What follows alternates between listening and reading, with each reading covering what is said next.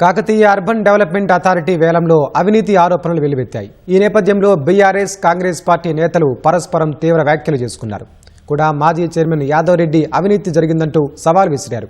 ఈ క్రమంలో ప్రమాణం చేసేందుకు వరంగల్లోని భద్రకాళి అమ్మవారి ఆలయానికి చేరుకోగా బీఆర్ఎస్ నేతలను పోలీసులు అడ్డుకున్నారు. బీఆర్ఎస్ నేతల సవాల్ స్వీకరించిన ప్రస్తుత కుడా చైర్మన్ వెంకట్రామరెడ్డి భద్రకాళి ఆలయం వద్దకు చేరుకున్నారు.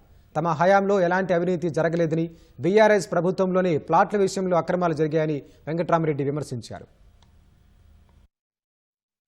కూడా ప్లాట్లలో అవినీతి జరిగిందని చెప్పి ఒక బాధ్యతని ప్రతిపక్ష పార్టీగా 4 గోడల మధ్యలో టెండర్ అని పిలిచి, అది కూడా ఆఫ్లైన్ టెండర్ అని పిలిచి, అక్కడ ఆ వేలం పాటలో కేవలం 4, 5, 6 కాంగ్రెస్ నాయకులు పాడి ఈరోజు ఆ ఆఫ్లైన్ టెండర్లో కూడా పాల్గొనడానికి వచ్చినటువంటి డాక్టర్లను కానీ, అక్కడ ఫార్మసిస్టులను కానీ, బిజినెస్ మెన్లను పాడకుండా మరి రాజేందర్ రెడ్డి పేరు చెప్పి బెదిరించి మరి వాళ్ళని పాడకుండా చేసిండ్రు.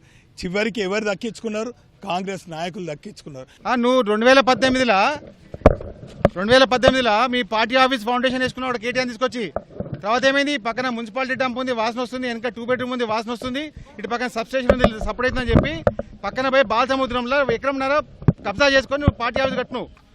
అది 150 కోట్ల వాల్యూ. అది ఓపెన్ స్పేసెస్ అన్ని ఒక మున్సిపల్ అధికారి కాంట్రాక్ట్ ఎంప్లాయీతోని అన్ని దాని బైనామీ పేరు మీద 59 జీవో పెట్టుకొని అన్ని మీ పేరు మీద రిజిస్ట్రేషన్ చేసుకోవాలి. అవి కూడా లిస్ట్ తీసుకుని మొత్తం వస్తున్నాయి అన్ని బయటకి ఇప్పుడు.